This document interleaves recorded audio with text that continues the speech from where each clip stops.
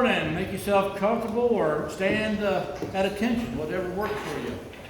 All right? We don't want to cut off circulation to the brain, right? It's good to have you with us today. It feels like fall, doesn't it?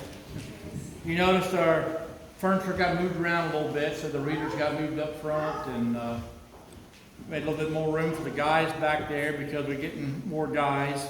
In the beginning, I was scared that we would feel like we didn't have enough people when we first started, so we put them in the back and have grown since then, glory to God. So thanks be to God for that. The post holes were dug and blasted and poured with concrete and steel, and they're waiting for lumber. So the new bell tower will be right out here. The portico is completed except for the guttering, which we're waiting on the gutter guy to come. I call him about once a week, see how things are going. So we'll see when that works out, but things are moving along, glory to God. This week, today, I'm actually going to pick up Mother Maria from the Ecclesiastical Mission in Bethany, outside of Jerusalem. And she works at a girls' school there, I believe it's a girls' school, where they minister to orphans and such.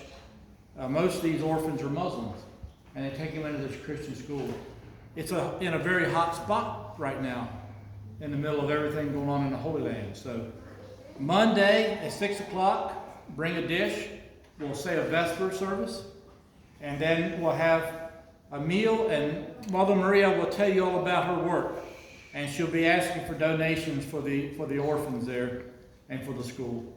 We normally take up an offering for her once a year as per the directive of our metropolitan, but this is a special offering, and she was moving around, and I happened to get latched on to her into her schedule, and so I'll be driving towards Pittsburgh.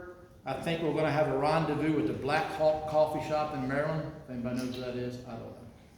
I got it on GPS. And we'll pick her up and we'll bring her home and we'll entertain her. And then Monday you'll see her here at the church. And then Tuesday I'll be taking her to Roanoke so Father Matthew Williams can take her down to Tennessee. So glory to God for that. Yesterday we had a baptism. We have a new member of the family, Sabas, so please keep Sabas in your prayers and his family. Have I left anything out? I'm sure I have, but that's okay. In the name of the Father, the Son, and the Holy Spirit, amen. Also, we thank Sabas' aunt, Olga. She came from Russia, and she went shopping for us. Some of the things you've seen, she brought from us from Russia. The blessed services on the day. So glory to God, she put them in her suitcase and got through Turkey and all that kind of stuff, and here she is through customs.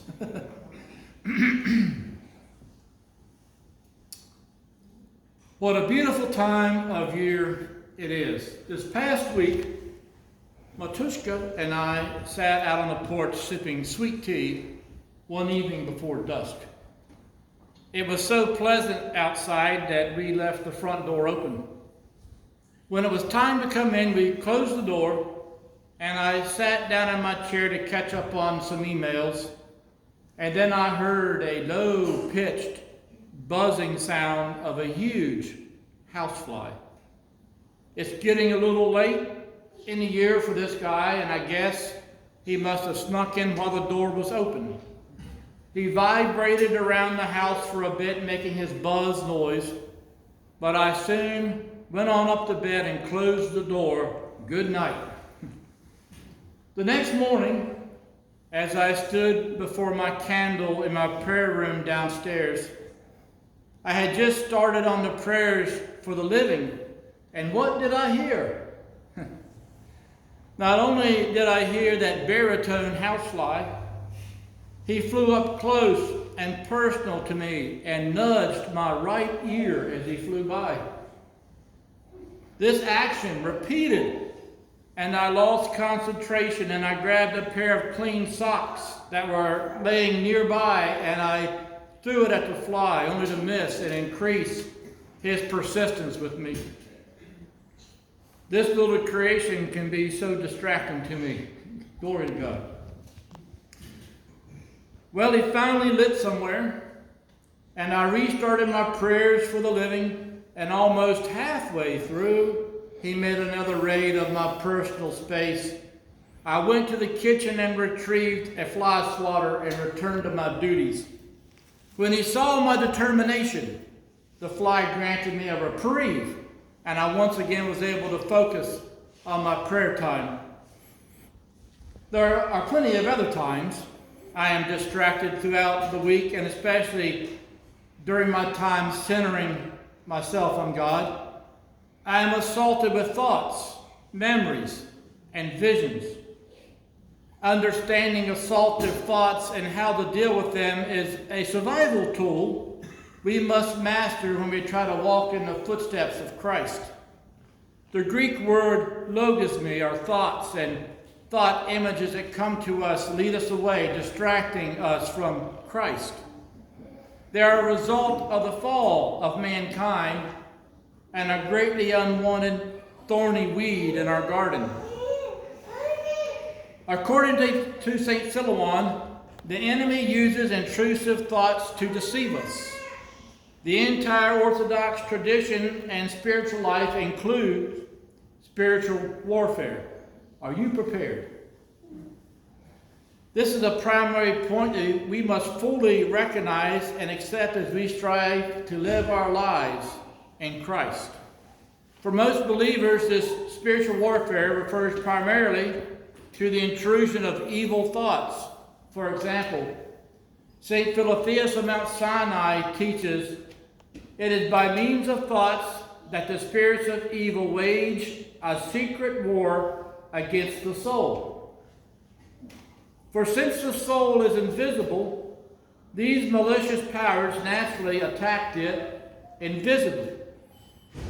Elder Sophrony also refers to this same teaching. He quotes directly from St. Paul, who writes, "We wrestle against principalities, against powers, against the rulers of the darkness of this world, against spiritual wickedness in high places," from Ephesians 6.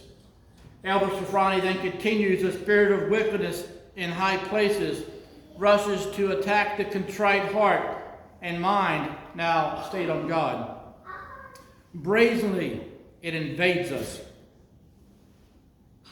creating the impression that the thoughts and feelings brought by the enemy are our own. Indeed, after the fall, there is something in us that does respond to demonic suggestions. It's like candy to someone with a sweet tooth amongst their big plans to lose weight. For us, it is a normal thing to be tainted with these distractions or buzz noise. For me, I have found that saying the Jesus prayer, making the sign of the cross, and using firm words of rebuke like, "Get thee behind me, Satan," are useful armor in the midst of these battles. Those feathered arrows of assault are also evidence that we are trying to leave behind the death of this dark world and fill our nous with the uncreated light, the light that is unquenchable, the light that exposes all the secrets that lie hidden. St. Maximus the Confessor instructs us, at first, a simple thought about evil makes it into our mind, and it is kept in the mind, then a passionate motion arises from it, and if you do not extirpate or destroy the passion, then it inclines the mind to agreement. And when this happens, it leads the mind to the commission of a sinful deed. Guard your thoughts. If you do not sin in thought, you will never sin in deed. Brothers and sisters, keep your armor near and ready for battle, and we will overcome that buzz noise by the persistence of our defense and repeated focus on the one who gave his life for us. Say your prayers by force if necessary. Read the Holy Scriptures. Confess these battles and failures, and come to the fortress often, as if your life depends on it. And most of all, receive the precious body and blood of our Christ frequently. Glory to thee, O Lord. Glory to thee.